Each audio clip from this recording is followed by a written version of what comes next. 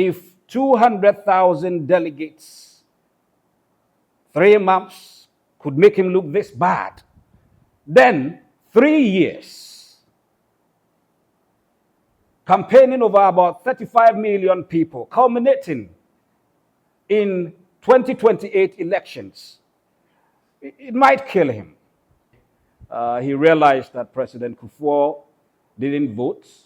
President Akufo-Addo too did not vote. And so he was wondering whether none of the Sankwas people was good enough to be voted for.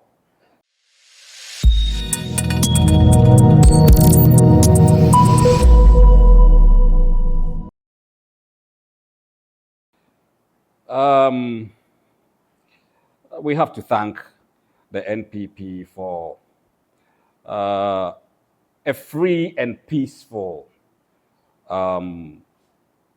election.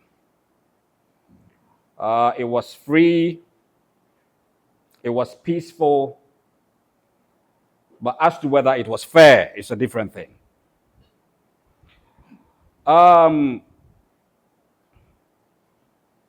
They have deepened democracy. He realized that President Kufuor didn't vote. President Akufo-Addo too did not vote. And so he was wondering whether none of the Sankwas people was good enough to be voted for. And I said, you, this guy, you bring a lot of problems to us. But generally, it was peaceful, and so we should thank them for that. Whether it is fair is another thing to talk about. Okay, so did you anticipate whether Honorable Kennedy Agyapong, he did his best.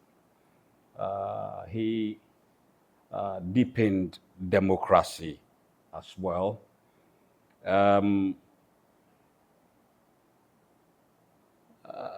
Nobody anticipated that he was going to win.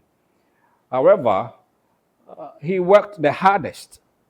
And so towards the last 2 weeks thereabout, some of us were beginning to doubt whether, if indeed he wasn't going to pull a surprise. But alas, it wasn't to be. The mistake they made was that they sat back and allowed the establishment to twist their hands. You see, it was pretty obvious when they started with the top to bottom approach that they wanted to do something drastic. I sat back and said in my mind that, look, they were involved in a palace coup d'etat on democratic wings. They somehow wanted to play on the psychological DNA of the delegates, that's all. Because they realized that the same people who had voted for Dr. Bawumia, if they are retained, would definitely vote for him again. And they made the processes such that nobody could actually challenge it. The time given was so short. All of a sudden, they had to go and register. The amounts were fixed. The whole lot. They had to go for vetting. They had to go and pick their slots on the ballots. And all that, even before they came back and did an amendment in their constitution. It was very obvious that they had schemed, calculated, and plotted it in such a manner as to make Dr. Bawumia the winner. It was obvious he was going to win. It was just a matter of what percentage he would get. So Honorable Kennedy Agyapong must accept that. I don't think it's a failure. The fact that he tried ascending the highest seat of the land. But he must begin to think a bit more about whether he should still be in politics. Because I'm going to be very brutally honest and tell him that he doesn't have he doesn't stand a chance. He should just retire. He should call it quits. His career has been killed. It has been killed by Dr. Baumia.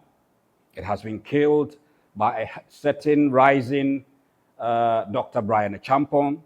It has been killed by those in the shadows, queuing up.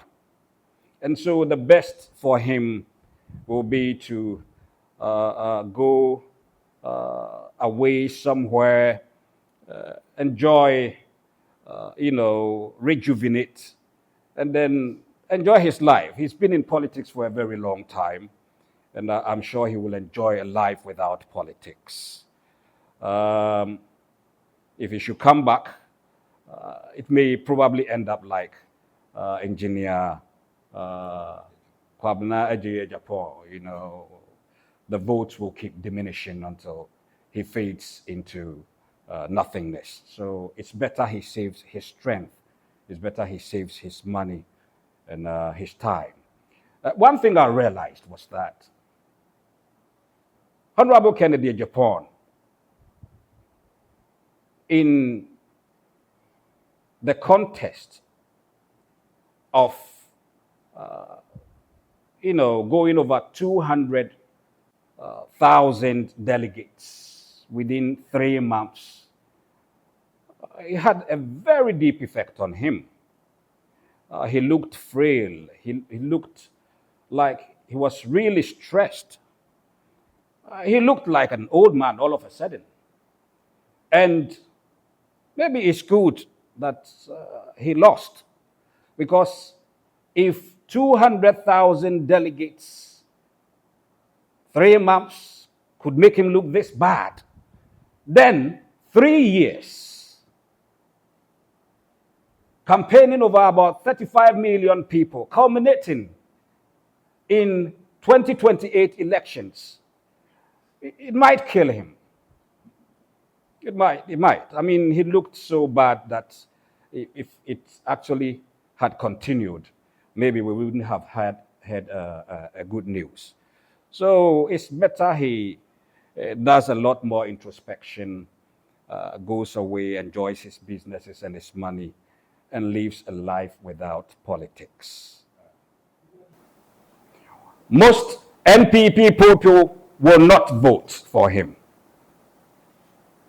They are waiting for his tenure to be over, and then they will take their party back. That is what's going to happen. So, is Dr. Baumia going to win? I believe you have the answers now. All right. So, what are your final? It is worthy to note that Dr. Baumia coming back is not to benefit Ghanaians per se. It is rather to benefit Dr. President Akufo-Addo and his collaborators. Dr. Baumia is their biggest hope, their greatest bet. If Baumia should become president, then Ken Ufuriata, if even he is incarcerated, can be set free. They will begin their legal gymnastics and make sure that he serves the least term possible and is set free. If by the time Baumia becomes president and Ken has not been deported to Ghana, then they will just receive him nicely, do all the things necessary so that he will go a free man. It is not going to benefit Ghanaians. They are just playing their cards well.